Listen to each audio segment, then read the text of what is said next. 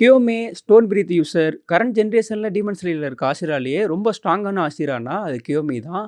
பார்க்குறப்பயே தெரியும். அவருக்கு ஒரு டீமன்னால நெத்தியில வந்து ஒரு தழும்பு வந்திருக்கும். அந்த தழும்போட கழுத்தில ஒரு மணி போட்டு எப்பவுமே ப்ரேயர் பண்ணிட்டு இருப்பாரு. ஸோ இவர்ட்ட வச்சுக்க கூடாதுடா அப்படிங்கிற மாரி தான் இருக்கும். ரொம்ப ரொம்ப கைண்டான பெர்சன். பட் பீப்பிள அவ்வளோ சீக்கிரம் நம்ப மாட்டாரு. அதுவும் குழந்தைங்கள சுத்தமா நம்ப மாட்டாரு. அதுக்கு காரணம் அவர் லைஃப்ல நடந்த ஒரு சில இன்சிடென்ட் தான். பட் நம்பிட்டாரு அப்படின்னா, அவங்க என்ன சொன்னாலும் அவர் அக்செப்ட் பண்ணிப்பாரு. டான்ஜிரோவையும் நேசிக்கோவையும் அவர் டோட்டலா அக்செப்ட் பண்ணி இருந்திருப்பாரு. இவர் எந்த அளவுக்கு ஸ்ட்ராங்கான ஒரு பெர்சன், அவரோட ஆரிஜின் என்ன அப்படிங்கிறத அந்த வீடியோல பார்க்க போறோம். ஏன்னா, இவர பார்த்த கொக்குஷிபோவே ரொம்ப இம்ப்ரெஸ் ஆயிருப்பான். ஸோ இந்த வீடியோ ஃபுல்லா பார்த்தீங்கன்னா உங்களுக்கு தெரியும். டிஸ்கிரிப்ஷன்ல என்னோட Instagram ID plus podcast ID இருக்கு. அப்படியே கிளிக் பண்ணி ஃபாலோ பண்ணிக்கங்க. கியோமி பிளைண்டான பெர்சன். பட் அது பொறந்ததுலேருந்தே அவரு பிளைண்டா இருக்காரா? இல்ல ஒரு ஆக்சிடென்ட்னால பிளைண்ட் ஆனதான்னு சொல்லிட்டு அவங்க தெளிவா எங்கேயுமே சொல்லல. அவரு ஒரு டெம்பிள்ல ஒரு 9 குழந்தைங்கள எடுத்து வளர்த்துக்கிட்டு இருக்காரு. ஸோ அவங்கள யாருக்குமே அப்பா, அம்மா கிடையாது. பிளட் ரிலேட்டிவும் கிடையாது அவங்க. ஒரு ஃபேமிலியா அவங்க வளர்ந்துக்கிட்டு இருக்காங்க. அவங்க எல்லாரோட சாப்பாட்டுக்காகவும் இவர் தான் வேலைக்கு போறாரு. ரொம்ப ஹார்ட் ஒர்க் பண்ணாலுமே அவங்களுக்கு தேவையான ஃபுட் வந்து கிடைக்கல. அவங்க இருக்க டெம்பிள் பக்கத்துல டீமனோட நடமாட்டம் அதிகமா இருக்கு. ஸோ அதனால டீமன் வரக்கூடாது அப்படிங்கிறதுக்காக வெரிலியான்னு சொல்லிட்டு ஒரு ஒரு சாம்பிராணி மாரின்னு வச்சுக்கங்களேன், அத பர்ன் பண்ணிட்டு இருக்காங்க. அந்த ஸ்மெல் வந்ததுன்னா, அங்க வந்து டீமன்ஸ் வந்து வராது. அங்க வளர்ற குழந்தைங்களுக்கு ஒரு சில ரூல்ஸ் இருக்கு. அவங்க வந்து ஒரு எல்லைய தாண்டி போகக்கூடாது. அதுவும் சன்செட் ஆயிடுச்சுன்னா சுத்தமா வரக்கூடாது. ஏன்னா, அந்த ஏரியால வந்து டீமன் நடமாட்டம் ரொம்ப அதிகமா இருக்கு இல்லையா? ஸோ, அதனால இந்த ஒரு ரூலோட தான் அங்க இருக்க குழந்தைங்கலாம் ரொம்ப ஜாலியா வளர்ந்துகிட்டு இருக்காங்க. பட் ஒரு நாள் அங்க இருக்க ஒரு குழந்தை வந்து ஒரு தீவிரமான வேலைய பார்த்து விடுது. அவரோட பேர் கைகோக்கு. அவன வந்து நம்ம ஜென்னிட்ஸ் வந்து செய்வான். அதெல்லாம் நீங்க வெயிட் பண்ணி பார்ப்பீங்க. ஸோ, அவன் ஒரு கியூரியாசிட்டில அந்த எல்லைய தாண்டி போயிடுவான். போனது மட்டும் இல்லாம ஒரு டீமன் இவன வந்து ஹண்ட் பண்றதுக்காண்டி வரும். அப்ப அவனோட உயிர காப்பாத்திக்கிறதுக்காக இந்த டெம்பிளுக்கு வந்து இவங்க வெள்ளிய பேன் பண்ணிட்டு இருக்காங்க இல்லையா? அத டோட்டலா ஆஃப் பண்ணிட்டு ஓடிருவான். ஸோ, அந்த டீமன் திரும்ப இந்த டெம்பிள ஃபாலோ பண்ணிட்டு, அங்க இருக்க சைல்டெல்லாம் கில் பண்ண ஆரம்பிக்கும். அப்ப கியோமி எந்திரிச்சதுக்கு அப்புறமா ஒரு சில சில்ட்ரன்ஸ புரொடெக்ட் பண்றதுக்காக ட்ரை பண்ணுவாரு. பட் அந்த குழந்தைங்க வந்து அவர் சொல்றத கேட்காது. ஒரே ஒரு குழந்தை மட்டும் கேட்டுருக்கும். அதுவும் கேட்காமலே கூட இருந்திருக்கலாம். இவர் சொன்னத கேட்காம போன குழந்தைங்கள அந்த டீமன் கில் பண்ணிடும். பட் அந்த ஒரு குழந்தைய காப்பாத்துறதுக்காக இவர் அந்த டீமனோட சண்ட போடுவாரு. அப்போதைக்கு அவருக்கு தேவையான ஃபுட் கிடைக்காதனால ரொம்ப லீனா கொஞ்சம் மெலிஞ்சு தான் இருப்பாரு. பட் அவருக்கு வந்து ஒரு லிவிங் திங்க வந்து அட்டாக் பண்றது சுத்தமா பிடிக்காது. ஒரு வெறுப்பான ஒண்ணு தான். இருந்தாலும் அந்த டீமன கில் பண்ணா தான் இவரும் அந்த குழந்தையும் உயிரோட இருக்க முடியுங்கிறதுக்காண்டி அந்த டீமன பேர் ஹேண்டாலே அடிச்சு கில் பண்ணியிருப்பாரு. டீமன கில் பண்ண முடியாது இல்லையா? அது சன்லைட் பட்டு தானே போகும். அதனால அந்த தலை ரீஜெனரேட் ஆக ஆக அந்த தலைய அடிச்சு அடிச்சு நசுக்கி நசுக்கியே அத ஹோல்ட் பண்ணி வச்சிருந்திருப்பாரு. அப்பதான் அவருக்குள்ள வந்து ஒண்ணு தோணும். இந்த அளவுக்கு நமக்கு ஸ்ட்ரென்த் இருக்காங்கிறத அந்த ஒரு இன்சிடென்ட் நடந்ததுக்கு அப்புறம் தான் அவருக்கு தெரியும். அடுத்த நாள் காலையில எல்லாரும் வந்து பார்க்குறப்போ, அந்த குழந்தை தப்பா புரிஞ்சுகிட்டு என்ன சொல்லிரும்னா, எல்லாரையும் கில் பண்ணது கியோமி தான்னு சொல்லிட்டு சொல்லிடும். ஸோ இந்த ஒரு இன்சிடென்ட்னால தான் அவர் வந்து குழந்தைங்கள வந்து அந்த அளவுக்கு வந்து நம்ப மாட்டாரு.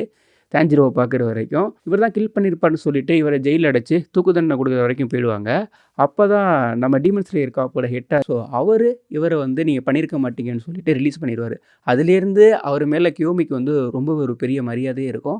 இவரோட ட்ரெய்னிங் பார்த்தீங்கன்னா, ரொம்ப சிம்பிளா இருக்கும். பட் ரொம்ப பவர்ஃபுல்லானதா இருக்கும். லாஸ்ட்டா நான் டொக்கிட்டோ பத்தி ஒரு வீடியோல சொல்லியிருந்தேன்.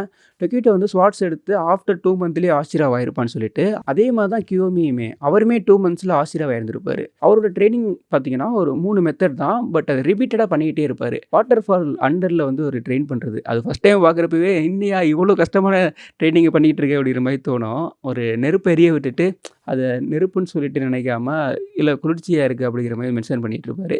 அதுக்கப்புறம் ஒரு பெரிய ட்ரீ மாதிரி ஒரு 3 இருக்கும். அத ஷோல்டர்ல வச்சுட்டு ரொம்ப தூரத்துக்கு போறது. அப்புறம் ஒரு ராக்கு. அந்த ராக்கோட ஹைட் கூட மென்ஷன் பண்ணியிருப்பாங்க. 109 மீட்டர் இருக்கும். அத ரொம்ப கேஷுவலா தள்ளிட்டு போயிட்டுருப்பாரு. ஸோ இப்படி தான் அவரோட பவர் வந்து பூஸ்ட் பண்ணிட்டே இருப்பாரு. நார்மலாவே அவரோட ரா பவரே ரொம்ப அதிகம். இந்த ட்ரெய்னிங்க ரிப்பீட்டடா பண்ணிக்கிட்டு இருக்க அவர் இன்னும் ஷைனான ஒரு பெர்சன் ஆயிட்டுருப்பாரு. ஸோ இவரோட ட்ரூ பவர இன்ஃபினிட்டி காஸ்டில் அப்போ வந்து நம்ம பார்க்கலாம். குகுஷிபோ அப்பர் ரேங்க் 1ல இருக்க டீமன். அவரே மென்ஷன் பண்ணியிருந்திருப்பான். இவரோட பாடி லிமிட்ல மேக்ஸிமம் வரைக்கும் அவரு போயிருந்திருப்பாரு.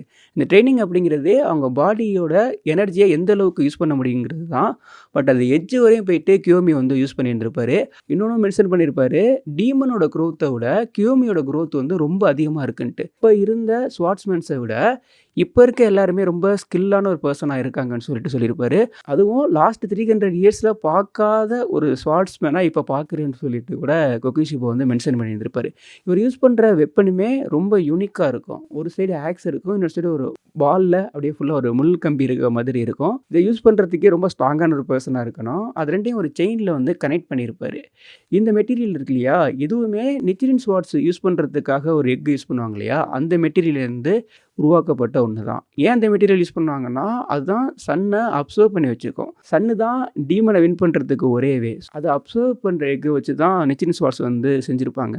அதே மெட்டீரியல்ல தான் கியோமியோட வெப்பனையுமே செஞ்சிருப்பாங்க. இந்த வெப்பன் இருக்கு இல்லையா? சென்கோக்கு ஏரால இருந்த வெப்பன விட, இது ரொம்ப பிரில்லியன்ட்டான ஒண்ணா இருந்திருக்கும். சென்கோக்கு ஏரா அப்படின்னா, அத பத்தி அவங்க ஃபுல்லா எங்கேயும் சொல்லல. ரொம்ப காலத்துக்கு முன்னாடி இருந்ததுன்னு வச்சுக்கங்களேன். அப்ப இருந்த ஒரு வெப்பன விட, அது ரொம்ப பெட்டரான வெப்பன்னு சொல்லிட்டு கொக்குஷிபா வந்து மென்ஷன் பண்ணியிருப்பான். அவனோட ஸ்வார்ட்ஸ யூஸ் பண்ணி இந்த செயினையும் கட் பண்ணியிருக்க முடியாது. இந்த வெப்பன் இருக்கு இல்லையா? இவருக்கு ரொம்ப யூஸ்ஃபுல்லான ஒண்ணா இருக்கும். ஏன்னா கியோமியால வந்து பார்க்க முடியாது. பட் இவர் இந்த செயினோட அதிர்வு இருக்கு இல்லையா? அத வச்சு ஃபைண்ட் பண்ணிப்பாரு. கரெக்ட்டா எக்ஸாக்ட்டா அடிப்பாரு. கியோமி ஒரு டிஃபரண்டான வெப்பன் தான் யூஸ் பண்றாரு. அதனால அவரு ஸ்வார்ட்ஸ் யூஸ் பண்ண முடியாதுன்னுலாம் கிடையாது. ரொம்ப ஸ்கில்டான ஒரு ஸ்வார்ட்ஸ்மேன் அவரு. இவரோட ஸ்பீடு ரிஃப்ளெக்ஷன் 2மே ரொம்ப அதிகமா இருக்கும். கொக்குஷிபோக்கு அகைன்ஸ்டா பேட்டில் பண்றப்போ, கொஞ்சம் லைட்டா மிஸ் ஆனாலுமே ஆஷிராஸ் வந்து டெத் ஆயிடுவாங்க. பட் இவரோட ஸ்பீடு ரிஃப்ளெக்ஷன் ரொம்ப அதிகமா இருந்தனால, இவரால அந்த அட்டாக்லேருந்து நெறைய டைம் வந்து எஸ்கேப் ஆயிருக்க முடியும். இவருக்கு வந்து டீமன் ஸ்லேயர் மார்க்குமே அவேக் ஆயிரும். இவருக்கு வந்து கையிலே ஆகும். ஏன்னா இவரோட ஸ்ட்ரென்த் அங்க தானே இருக்கு. ஸோ அதுக்கப்புறமா இவரோட ரிஃப்ளெக்ஷன், ஸ்பீடு, பவர் எல்லாமே வந்து என்ஹான்ஸ் ஆகும். இவர் பிளைண்ட் தான். பட் இவரால டிரான்ஸ்பரன்ட் வேர்ல்டு வந்து பார்க்க முடியும். எப்படி பார்ப்பார்னா, இப்போ வந்து ஒரு ஹியூமனையோ, ஆப்ஜெக்ட்டையோ ஒரு இமேஜினேஷனா அவருக்குள்ள வந்து வச்சுப்பாரு. ஸோ அப்படி பண்ணி ஒரு பெர்சன வந்து அவரால பார்க்க முடியும். ஒரு டீமனோட வீக் பாயிண்ட்ட கூட அவரால பார்க்க முடியும். இவரோட ஹியரிங் எபிலிட்டி ரொம்ப ரொம்ப ஷார்ப்பா இருக்கும். இவருக்கு கண்ணு தெரியாது. அப்ப கேட்கிற மூலமா தான் எல்லாத்தையும் வந்து இவரால உணர்ந்துக்க முடியும். இவரோட ஹியரிங் எபிலிட்டி எந்த அளவுக்கு ஷார்ப்பா இருக்குன்னா, இப்ப மூசான் ரீஜெனரேட் ஆகுறான் இல்லையா? அந்த சவுண்ட வச்சே இவரால ஃபைண்ட் பண்ண முடியும். ஸோ எப்படி ரீஜெனரேட் ஆயிட்டு இருக்கான்னு சொல்லிட்டு. அப்போ அந்த அளவுக்கு மைன்யூட்டா கேட்கிற மூலமா கூட இவரால அத ஃபைண்ட் பண்ண முடியுது. இவர் ஸ்டோன் பிரீத் யூசர். ஸ்டோன்ங்கிறது சன்லேருந்து ஸ்ட்ரெயிட்டா வந்த ஒரு பிரீத் தான். ரொம்ப ஸ்ட்ராங்கான ஒரு பிரீத். அவருக்கு ஏத்த மாதிரியான ஒரு பிரீத் டெக்னிக்காவே இது இருக்கு. அதுல வந்து 5த் ஸ்டேஜ் வரைக்கும் அவர் யூஸ் பண்ணுவாரு. அதுல ஃபர்ஸ்ட்டு ஃபார்ம் வந்து நீங்க பார்த்துருப்பீங்க. இப்ப ரீசென்ட்டா ரிலீஸ் ஆனதுல ஃபர்ஸ்ட் ஃபார்மும் ஐ திங்க் 3 ஃபார்மும் யூஸ் பண்ணியிருப்பாரு. எனக்கு ரொம்ப புடிச்சிருந்தது வந்து 3 ஃபார்ம் தான். அது ரொம்ப க்ளோஸா ஒரு அட்டாக்க வந்து ரொம்ப ஸ்பீடாவே வந்து அந்த பால ரொட்டேட் பண்ணி, மூசானோட பிளட் டீமன் ஆர்ட்ட வந்து டீல் பண்ணியிருப்பாரு. கியோமி ரொம்ப கைண்டான பெர்சன், ரொம்ப எமோஷனலான பெர்சன், ரொம்ப ஸ்ட்ராங்கான பெர்சன்.